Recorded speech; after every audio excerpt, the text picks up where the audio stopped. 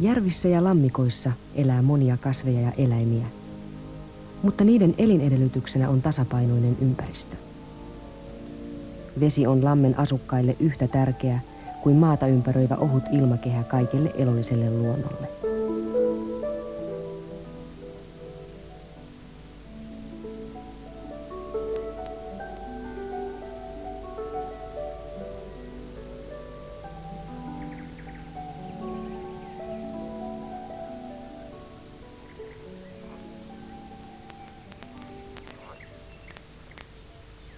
Järvi on hyvä esimerkki siitä, miten kasvit ja eläimet elävät tasapainossa vuodesta toiseen.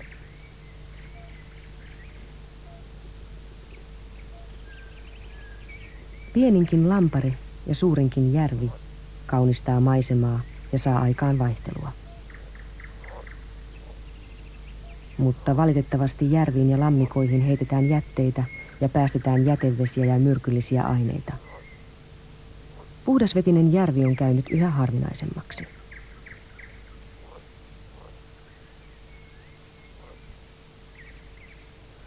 Puhtaassa järvessä elävien eliöiden ja aineiden välillä vallitsee kiertokulku.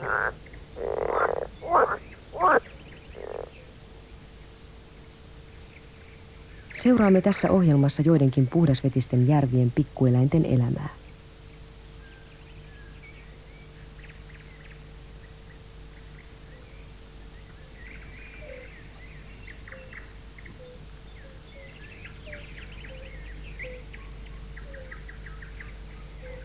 Sudenkorennot sattuvat ensimmäisenä silmään kesäisen järven rannalla. Nämä ovat juuri pariutumassa. Sudenkorennot laskevat munansa vesikasvin lehden alle.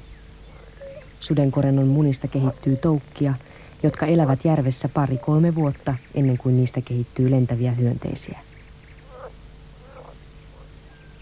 Tämä sudenkorennon toukka on 2 vuotta vanha ja sen alahuulen kärjessä on piikkimäinen pyyntihaka. Haka on linkussa pään alla.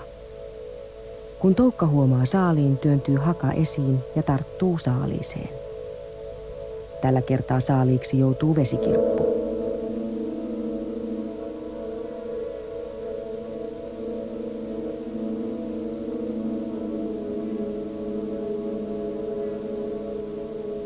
Toukan takaruumiin kärjessä ovat kidukset.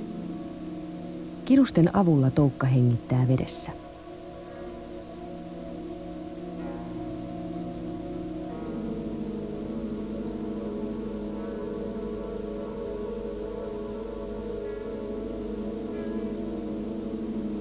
Vesikirppuja on kaikkialla.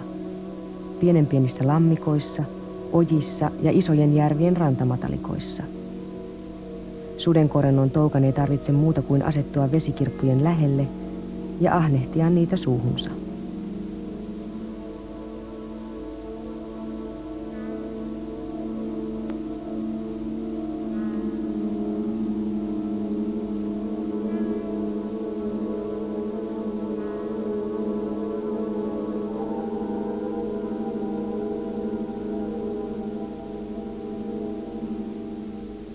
Vesikirppuja eivät syö yksistään sudenkorennon toukat. Myös kalat, kalanpoikaset, vesikuoriaiset ja muut pienet vedenelävät käyttävät niitä ravinnokseen.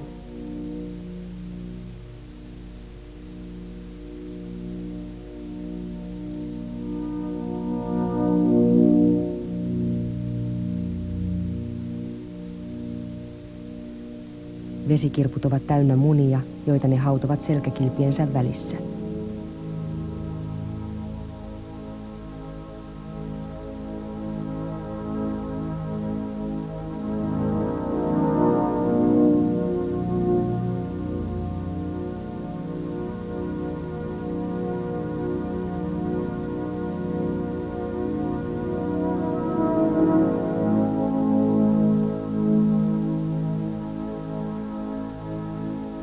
Poikaset kuoriutuvat 2 viikon päästä. Se tapahtuu aivan pian.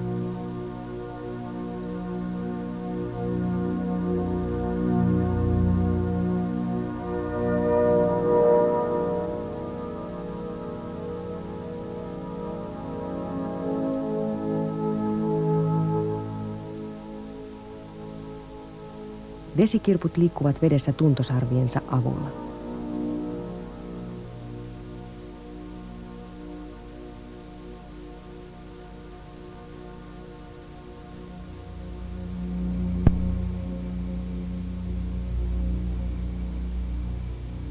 Tämä erikoinen pikkueläin elää sekä järvissä että merissä.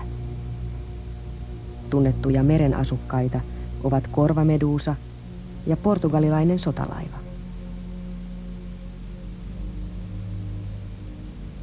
Tämä taas elää pienissäkin lammikoissa. Se on hydra eli lampipolyyppi. Nimi on peräisin kreikkalaisesta jumaltarustosta. Hydra oli monipäinen hirviö, jolle kasvoi aina uusi pää irtihakatun tilalle. Samalla tavalla hydra muodostaa uusia eläimiä, jos sen katkaisee.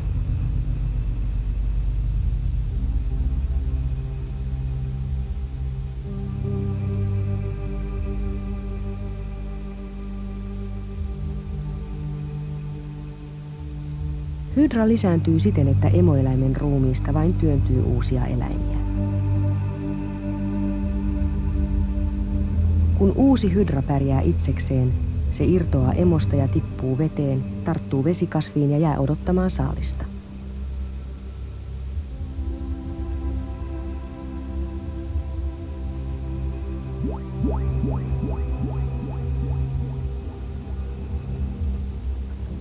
Hydralla on pitkät pyyntirihmat. Niissä on tuhansia rakkuloita, jotka ovat kuin helmiä nauhassa. Rakkuloissa on myrkkyä, ja kun vesikirppu koskettaa rakkulaa, se räjähtää ja suihkauttaa myrkyn vesikirppuun.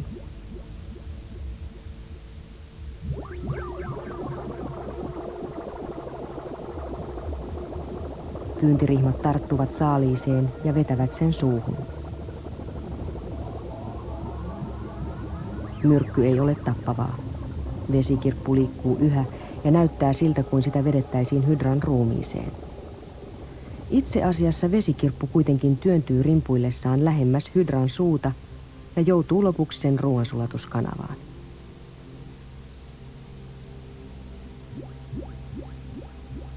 Hydran suu sulkeutuu ja pyyntirihmat vetäytyvät kokoon, sillä kaikki energia tarvitaan nyt saaliin sulattamiseen.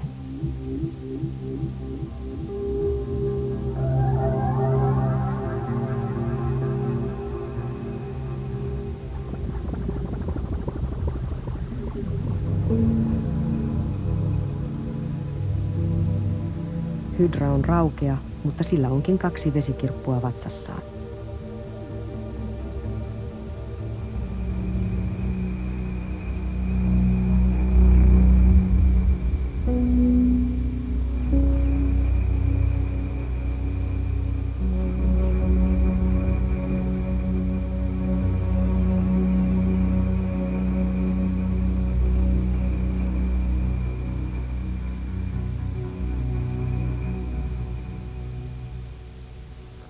Järven elämää ei ole vain veden elämä, vaan myös sen ympäristö, rannat ja rantojen kasvillisuus.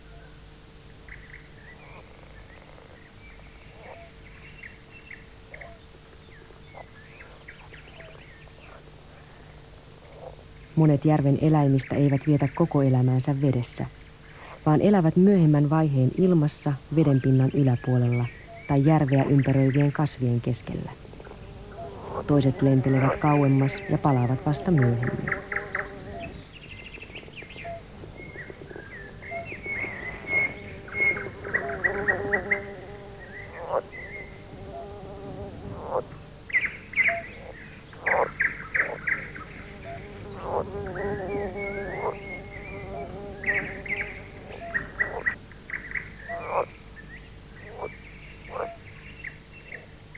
Kun sudenkorentonaaras munii, tarttuu koiras sitä niskasta, ja ne lentävät matalalla veden yllä, kunnes löytävät sopivan paikan, johon munia.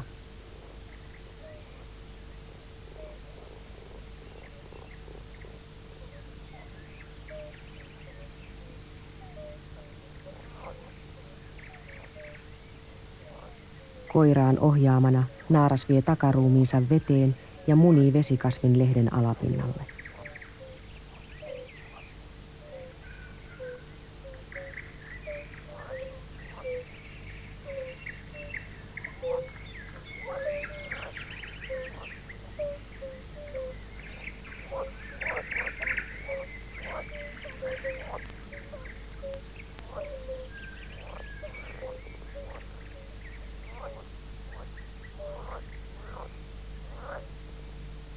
Vietettyään osan elämästään vedessä, sudenkorennon toukka kiipeää vesikasvin vartta pitkin pintaan, ja nyt vedessä elävä toukka muuttuu lentäväksi hyönteiseksi.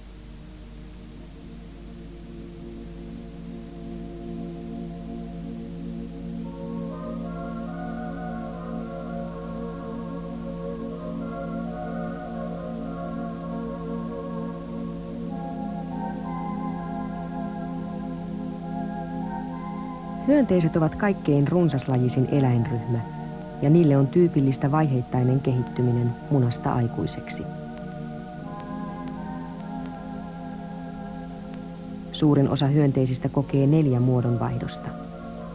Munasta toukaksi, sitten tulee koteloaste ja lopulta niistä tulee täysikasvuisia hyönteisiä. Tämä pätee sudenkorentoihin, kovakuoriaisiin, ampiaisiin ja mehiläisiin.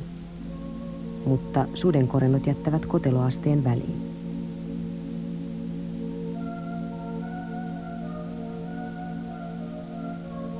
Kaikki uudet osat ovat jo muodostuneet. Ensin nahka repeää pään kohdalta ja siivetkin ovat jo tulossa esiin.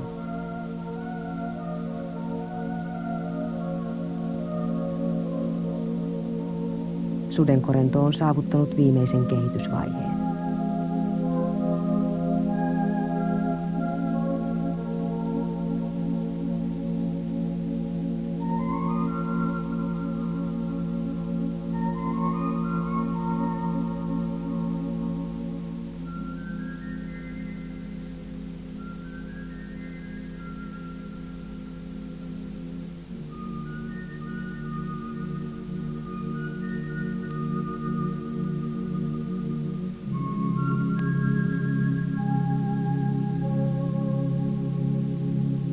Tässä näkyy selvästi, miten takaruumis liikkuu koko ajan.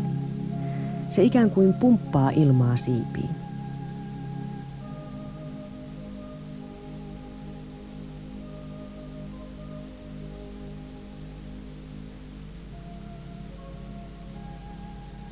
Vähitellen korennon iho kuivuu, vahvistuu ja kevenee.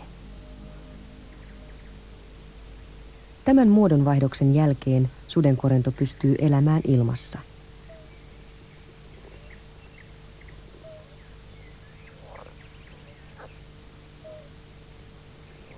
Parin päivän päästä se etsii jo puolisoa.